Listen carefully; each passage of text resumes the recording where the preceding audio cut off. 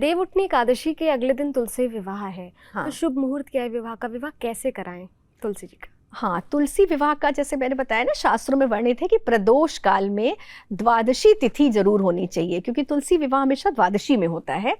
तो अक्सर ऐसा होता है ना कि एकादशी लगी और शाम के बाद से द्वादशी लग गई तो लोग उसी दिन कर देते हैं, लेकिन मेन जो है शास्त्रों में जो वर्णित है वो द्वादशी है। तो द्वादशी तिथि में प्रदोष काल में इस बार तो बन रहा है शाम को 5:35 से और 6:53 तक का मुहूर्त है। दिन तो 2 तारीख। हाँ, 2 तारीख का बन रहा है, तो उस समय विवाह का है। लेकिन अगर आप 2 को नहीं करते तो आप 1 को भी शाम को इसी समय में आप विवाह कर सकते हैं।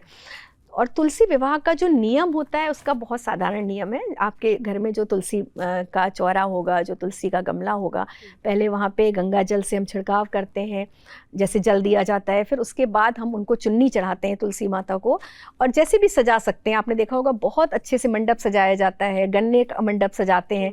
जिस तरह से हम देखिए, बहुत लोग ना बड़े नियम से करते हैं, जैसे कोई कन्या, अपनी कन्या का विवाह किया जाए, इस तरह से सारा सामान एकत्रित करते हैं जो जो कन्या को शादी में दिया जाता है, सारी चीजें तो वो चीज़ें भी देते हैं तुलसी जी के लिए। सबसे महत्वपूर्ण है कि उनके वस्त्र, उनकी जो चुन्नी है और श्रृंगार सामग्री है, ये देते हैं।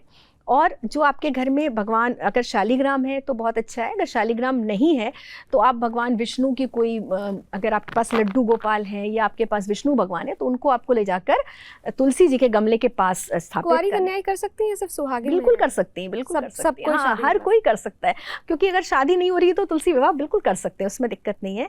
तो वहाँ पर भगवान विष्णु को स्थापित करते हैं। उसके बाद जो माता को लाल वस्त्र और भगवान विष्णु को पीले वस्त्र, क्योंकि उन्हें दूल्हा बनाया जाता है, तो पीला पटका और ये सबसे उनका श्रृंगार करते हैं।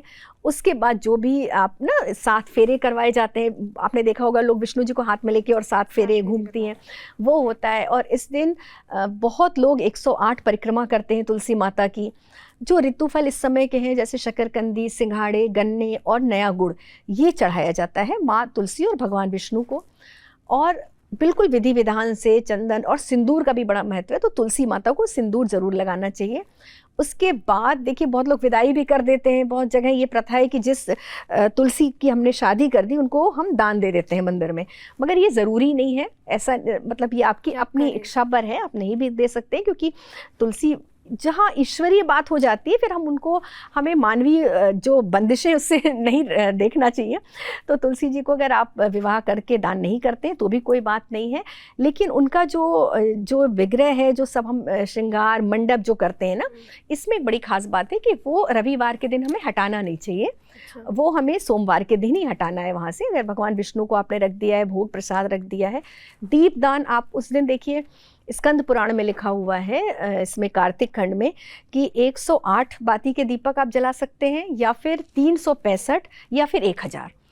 तो आपको ये, और देखिए पूरे कार्तिक माह दीपदान का महत्व है, लेकिन एकादशी से लेकर और पूर्णिमा तक जो ये 5 दिन होते हैं। अच्छा, एक और ख़ास बात कि देखिए, विवाह अगर आप एकादशी पे नहीं कर पा रहे, द्वादशी पे नहीं कर पा रहे, त्रयोदशी पे नहीं कर पा रहे, कोई बात नहीं, आप पूर्णिमा तक कभी भी विवाह कर सकते हैं। बहुत सारे घरों में आपने देखा होगा कि पूर्णिमा वाले दिन विवाह करते हैं। तो ये 5 दिनों में आप कभी भी तुलसी विवाह कर सकते हैं, ऐसा नहीं है। तो अगर मन में आपके भ्रम है कि इतवार को नहीं करना, तो आप बाद में कर सकते हैं। और इन्हीं 5 दिनों में, जिसको हम लोग कहते हैं ना, पंचमुखी कहते हैं, भीष्म पंचक कहते हैं, इस 5 दिनों का बहुत महत्व है। पूरे कार्तिक में अगर आपने कोई उपाय नहीं किया तो आप इन 5 दिनों में कर सकते हैं।